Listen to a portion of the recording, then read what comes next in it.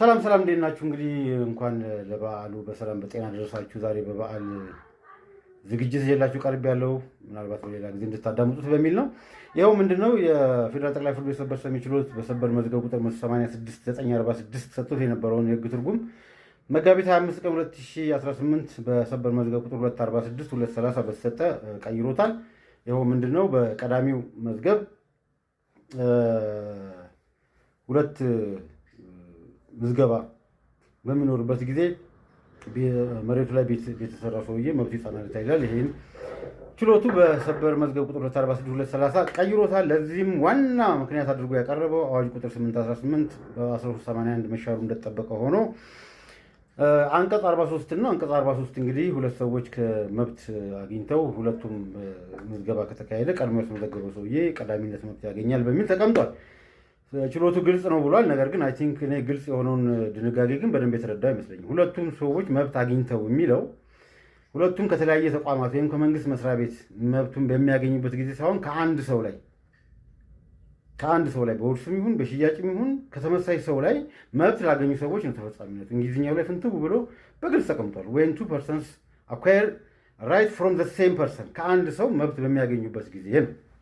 ስለዚህ አንቀጽ 43 ለዚህ ለክርክር ጭራሽ ሊነሳም አይገባውም፣ ሊጠቀስም አይገባውም። አግባብነት የሌለው ድንጋጌ ነው ማለት ነው።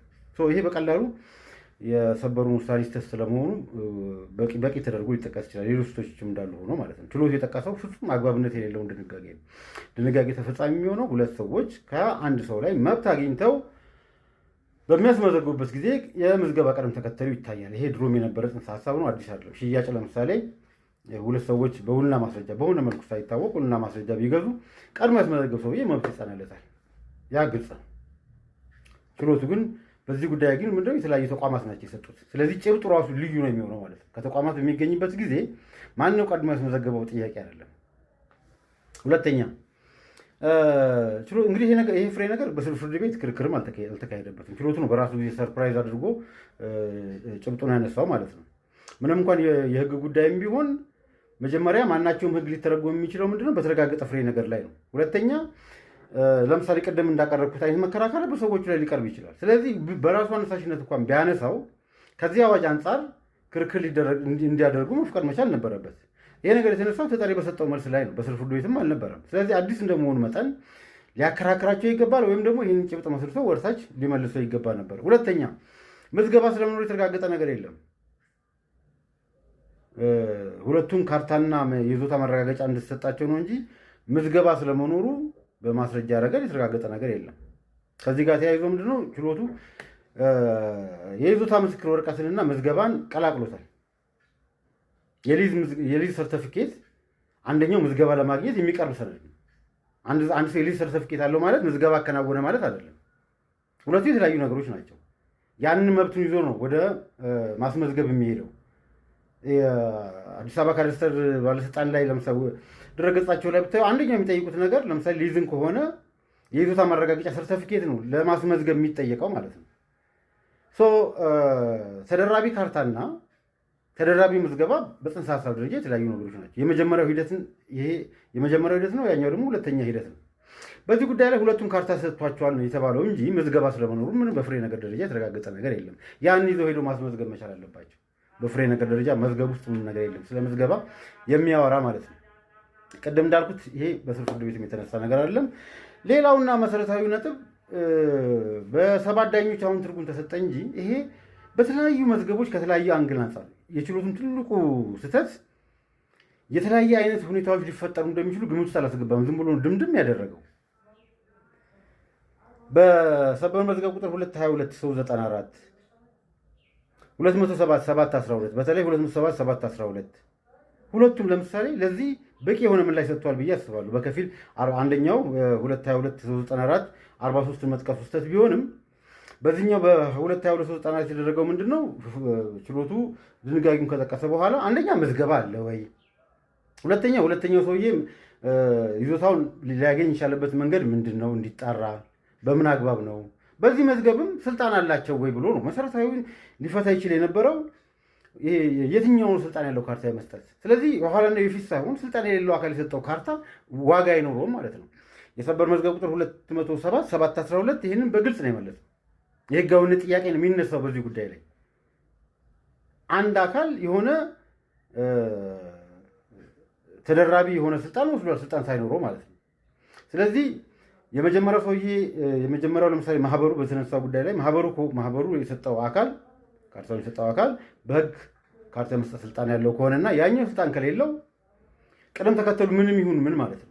ወይም ደግሞ የመጀመሪያው ሰውዬ ለምሳሌ ስልጣን ከሌለው አካል አግኝቶ ሁለተኛው ደግሞ ስልጣን ካለው አካል ካገኘ ምንም እንኳን ምዝገባም ቢኖርም እንኳን ማለት ነው ይኸው 207/7/12 በህጋዊነት ጥያቄ በደንብ አድርጎ ነው የተፈታው። 7 ዳኞችም አላስፈለጉትም። በ5 ዳኞች በተገቢ ሁኔታ ድንጋጌ ሁሉ ተነስቶ 8/18 እንዲሁም ደግሞ ተደራቢ ካርታ ሲኖር በምን መልኩ መፈታት እንዳለበት ተደራቢ ካርታ ሲኖር የባለሀብትነት ጥያቄ ሊነሳ እንደሚችል በደንብ ተንትኖ 207/7/12 ላይ ውሳኔ ተሰጥቶበታል። በተጨማሪም 2/22/94ም መመስረት ያለባቸውን ጭብጦች እንዴት አድርጎ በጥሩ አግባብ መስርቶ ወደ ፍርድ ቤት እንደላከው ማየት እንችላለን። በዚህኛው መዝገቡ ለምሳሌ ምዝገባ ይኑር አይኑር ፍርድ ቤቱ ሳያጣራ እንዲሁ ሰርቲፊኬት ስለተሰጣቸው ብቻ ቀድሞ የወሰደ ሰው ባለመብት ነው የሚል በጣም ቴክኒካል የሆነ ይዘቱን ትተውት ማለት ነው። በዚህኛው መዝገብ ላይ የሚነሳው ጥያቄ በመሰረታዊ የሆነ የህጋዊነት ጥያቄ ነው። ሁለተኛው አካል የሰጠው ካርታ ለግለሰቦቹ ማለት ነው ስልጣን ኖሮት ነው ወይ? እዚህ ያንን ፍርድ ቤት ያንን ማስታረቅ መቻል ነበረበት። ከህጋዊ ምንጭ ነው ወይ ያገኘው? ከህጋዊ ምንጭ ከሆነ ደግሞ በምን አግባብ ሊሆን እንደቻለ ለምሳሌ የህጎቹ መጋጨት ነው፣ ያተረጓጎም ችግር ነው። በዛ በኩል ተፈቶ የግድ መሬት ስልጣኑ ለሁለት አካል ለምሳሌ የሚካሄድ ከሆነ በምን መልኩ እንደሚናበቡ መጣራት መቻል አለበት። ምንም የተጣራ ነገር የለም በፍሬ ነገር ደረጃ።